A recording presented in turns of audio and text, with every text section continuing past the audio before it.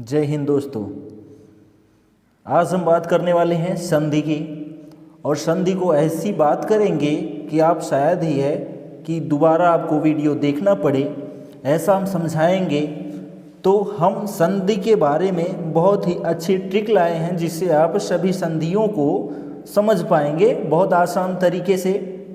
तो बात अगर हम करते हैं संधि की, तो संधि तो देखिए, संधि का मतलब क्या होता है? मेल होता है या फिर संयोग होता है। मतलब जब दो चीज़ें अलग होती हैं उन दोनों को जब मिला दिया जाता है तो वहाँ पर उनको संधि बोलते हैं। जैसे पहले युद्ध होता था तो उनमें क्या होता था, युद्ध न होने की बजाय जब दोनों आपस में मिल जाते थे तो वहाँ पर संधि होती थी। तो वैसे ही ये भी संधि है, दो शब्द रहेंगे अच्छा अलग अलग रहेंगे, उन दोनों को जब एक कर दिया जाएगा तो वहाँ पर वो संधि का निर्माण होगा। तो संधि का मतलब मेल या संयोग होता है। तो संधि विच्छेद क्या होता है? तो संधि विच्छेद ये चीज़ होता है जब दो चीज़ें अलग हों, यानी जो शब्द हों वो अलग हों, ठीक है, और उन दोनों को एक किया जाता है तो संधि होता है। तो हिमालय को अगर हम करें तो ये जो हिमालय है ये संधि है, ठीक है। हिमालय को हमने अलग किया तो हिम प्लस आलय बना, तो जब हिम प्लस आलय बना तो इसी को जो है संधि विच्छेद कहा जाता है। और संधि के प्रकार की बात करें तो संधि के प्रकार जो होता है वो 3 प्रकार का होता है। और जो संधि का 3 प्रकार होता है यही प्रकार होता है कौन सा? स्वर संधि होता है, व्यंजन संधि होता है, विसर्ग संधि होता है। तो ये 3 प्रकार होते हैं। तो जो 3 प्रकार हैं उनमें भी जो हमारी स्वर संधि है वो 5 प्रकार की होती है। कौन कौन सी होती है? तो दीर्घ स्वर संधि होती है, गुण स्वर संधि होती है, वृद्धि स्वर संधि, यण स्वर संधि और अयादि स्वर संधि। तो ये 5 भेद हैं स्वर संधि के। तो क्वेश्चन आता है कि स्वर संधि के भेदों की संख्या कितनी है? तो 5 है। वैसे संधि के प्रकार कितने हैं? तो 3 प्रकार हैं। तो अब हम बात करते हैं स्वर संधि के जो 5 भेद हैं उनके बारे में। तो वीडियो पर अंत तक बने रहिएगा। पहली संधि क्या थी? उसमें दीर्घ स्वर संधि थी। तो दीर्घ स्वर संधि हम कैसे पहचानेंगे? तो सबसे बड़ी बात होती है पहचानने की। तो पहचानने के लिए यहाँ पर देखिए आप स्वजातीय पद। स्वजातीय पद का मतलब जब एक ही मात्रा के दोनों शब्द, यानी जो संधि विच्छेद होने पर एक पहला पद दूसरा पद होता है, यानी पूर्व और उत्तर पद, उन दोनों की जो मात्रा होगी वो समान होगी। मतलब छोटी है तो छोटी या बड़ी, मतलब एक ही, जैसे आ है या बड़ा आ है तो एक ही कैटेगरी में आते हैं। तो ये दोनों अगर हैं तो वहाँ पर दीर्घ स्वर संधि होगी। या फिर बीच में बड़ी मात्रा आती हो तब भी वहाँ पर दीर्घ स्वर संधि होगी। दीर्घ मात्रा का मतलब, बड़ी मात्रा का मतलब बड़ा आ, बड़ी, बड़ा ऊ, या फिर री की मात्रा अगर आती है तो वहाँ पर दीर्घ स्वर संधि होगी। जैसे उदाहरण के लिए देखें तो गिरीशा लिखा है, तो इसको अगर हम संधि विच्छेद करते हैं तो गिरी प्लस ईसा, तो हम क्या देख रहे हैं? छोटी की मात्रा, ठीक है, बड़ी की मात्रा इक्वल टू बड़ी की मात्रा आ रही है, यानी यहाँ पर दीर्घ स्वर संधि है। विद्यालया, विद्या प्लस आलया, तो उसमें भी आ, विद्या में भी आ और आलया में भी आ, तो यहाँ पे भी क्या है? दीर्घ स्वर संधि है। मातृणाम, तो मातृ, ठीक है, प्लस ऋणाम, तो यहाँ पर क्या है? यहाँ भी जो है दीर्घ स्वर संधि है। भानुदया, तो भानु छोटा ऊ प्लस छोटा ऊ, ठीक है, तो भानुदया बड़ा ऊ बन गया, तो यहाँ भी दीर्घ स्वर संधि है। तो उसमें बड़ी की मात्रा होती है और जो हम संधि विच्छेद करते हैं वहाँ पर दोनों में समान मात्रा होती है, यानी एक ही कैटेगरी की मात्रा होती है। तो ये दीर्घ स्वर संधि होती है। आशा करते हैं ये समझ आ गया होगा आपके। उसके बाद दूसरा है गुण स्वर संधि। तो जो गुण स्वर संधि होती है ये क्या होती है? आप स्वरों को जानते हैं तो स्वरों को जानने के अनुसार यहाँ पर आप देख रहे हैं आ प्लस आ, यानी छोटा बड़ा आ के साथ क्या होता है, यानी संधि विच्छेद रहने पर जो है छोटा या बड़ा आ पहले शब्द में रहेगा तो दूसरा शब्द रहेगा प्लस के बाद वाले में छोटी, बड़ी, छोटा ऊ, बड़ा ऊ या फिर री की मात्रा लगी रहेगी पहले अक्षर में, वहाँ पर गुण स्वर संधि होगी। या फिर जो है बीच में बड़ी की मात्रा लगी रहती है, बीच में जो मात्रा होती है वो ए की मात्रा या फिर ओ की मात्रा रहती है या फिर अर रहता है, तब भी वहाँ पर क्या होता है? गुण स्वर संधि होता है। जैसे उदाहरण बात करें सुरेंद्र, तो सुर प्लस इंद्र, महोदय, तो महा प्लस उदया, और देवर्षि देव प्लस ऋषि, तो यहाँ पर गुण स्वर संधि है। तो यहाँ पर हमने क्या देखा? एक ही मात्रा, ओ की मात्रा, और देवर अर, तो यहाँ पर देवर्षि में अर। तो यहाँ पर भी हम पहचान पाए कि गुण संधि क्या होती है। ठीक है,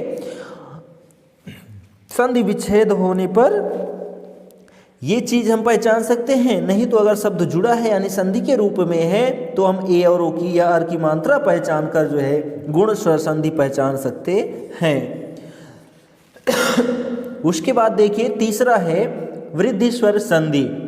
तो वृद्धि में क्या है, जो पहला शब्द रहेगा उसमें छोटा आया बड़ा आ के साथ जो है ए ऐ ओ औ आया रहेगा, तब वहां पर जो है कौन सी संधि होगी, वृद्धि स्वर संधि होगी। या फिर जो शब्द रहेगा उसमें क्या है, बीच में मात्रा कौन सी लगी रहेगी, तो ए की मात्रा या फिर औ की मात्रा लगी रहेगी, तब भी वहां पर कौन सी संधि होगी, वृद्धि स्वर संधि होगी। तो वृद्धि स्वर संधि की और पहचान क्या है, तो पहचान यही है कि आप जो है शब्दों में जो शब्द रहेंगे उसमें ऐ की मात्रा औ की मात्रा देख लेना, तुरंत बता देना है वृद्धि स्वर संधि है। जैसे सदैव, तो सदा प्लस एव, वनौषधि वन प्लस औषधि, तथैव तथा प्लस एव। तो यहाँ पर हमने क्या देखा, औ की मात्रा, ए की मात्रा, ऐ की मात्रा, ठीक है, ऐ की मात्रा, ऐ की मात्रा और ओ की मात्रा, तो यहाँ पर वृद्धि स्वर संधि है। ठीक है, तो उसके बाद हम नेक्स्ट बात करते हैं स्वर संधि के भेद। चौथा भेद क्या है हमारा, यण स्वर संधि। तो यण क्या होता है, जो हमारा क्या रहेगा, संधि विच्छेद रहेगा, तो वहां पर क्या होगा, छोटी की मात्रा बड़ी, छोटा ऊ बड़ा ऊ री के साथ क्या होगा, जो आएगा वो छोटा आ बड़ा आ, ए ऐ ओ औ अंग कोई भी आ सकता है।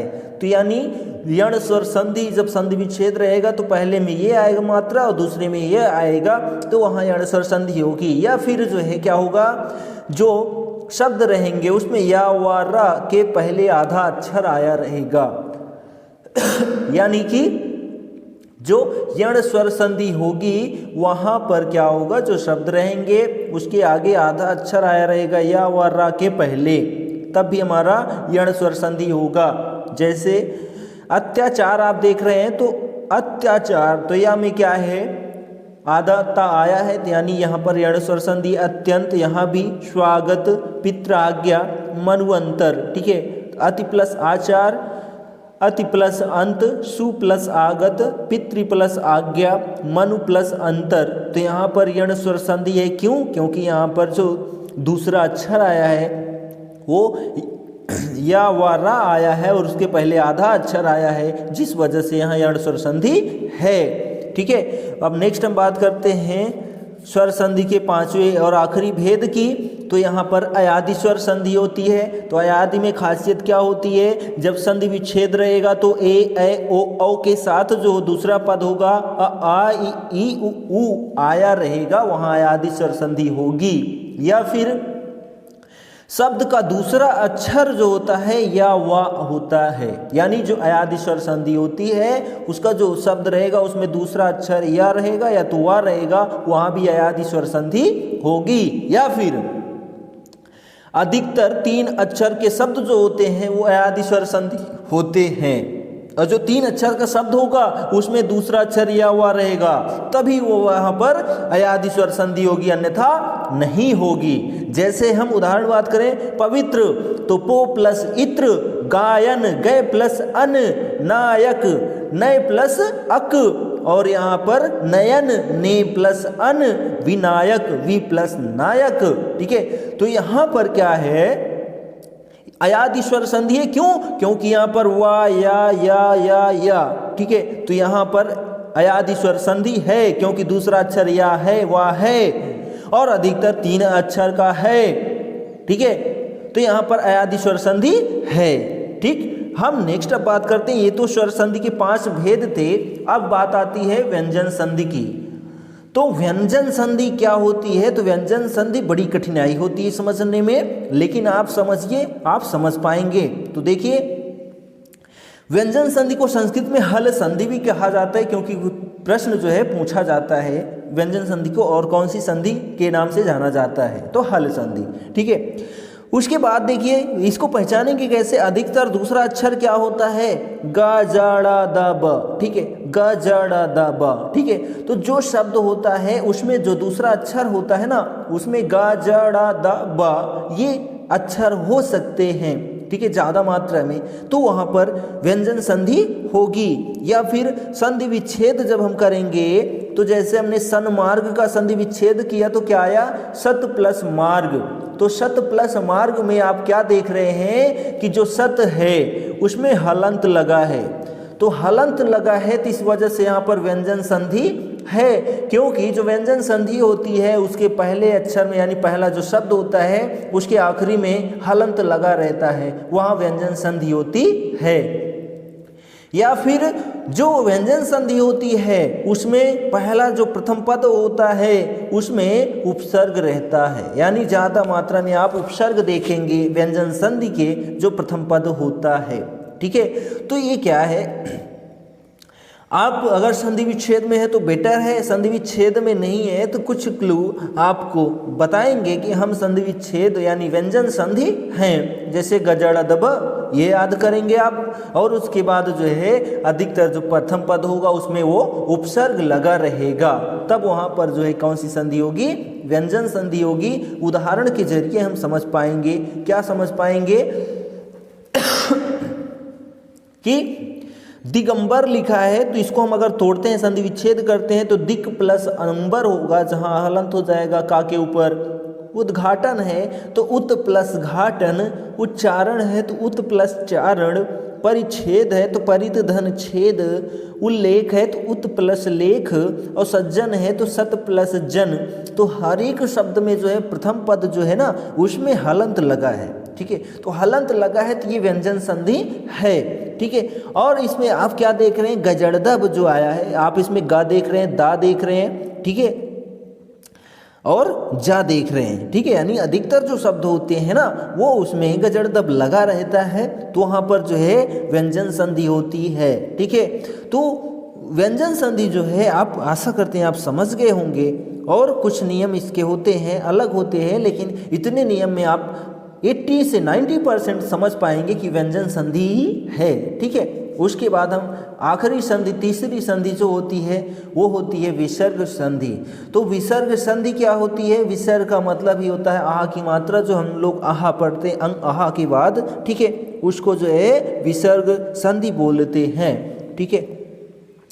इसको हम पहचानेंगे कैसे, तो संधि विच्छेद जब हम करते हैं यानी संधि विच्छेद रहेगा या हम करते हैं तो वहाँ पर जो प्रथम पद होता है उसमें आहा की मात्रा लगा देते हैं, तो वहाँ पर विसर्ग संधि होती है। जैसे हमने पुरस्कार का संधि विच्छेद किया तो पुरः धनकार, तो पुरः धनकार किया तो वहाँ पर कौन सी संधि हो गई, विसर्ग संधि। क्यों, क्योंकि पुरः में आह की मात्रा है इसलिए विसर्ग संधि है। और उसके बाद अन्य शब्दों में बात करें तो आधा क्या है, खटकोण वाला सा जब आधा आता है तब वहाँ पर विसर्ग संधि ज़्यादा होती है। रा रेप की मात्रा जब आती है जी किसी शब्द में तो वहाँ पर विसर्ग संधि, या फिर नी के रूप में यानी नी छोटी नी के साथ आया रहेगा कोई शब्द, वहाँ पर विसर्ग संधि, जैसे निर्गुण, ठीक है, निराधार, ठीक है, तो ऐसे जो होते हैं शब्द वहाँ पर छोटी नी रहती है। या फिर दोहरा जो है क्या रहेगा, सा सा रहेगा, सा सा रहेगा, सा सा रहेगा,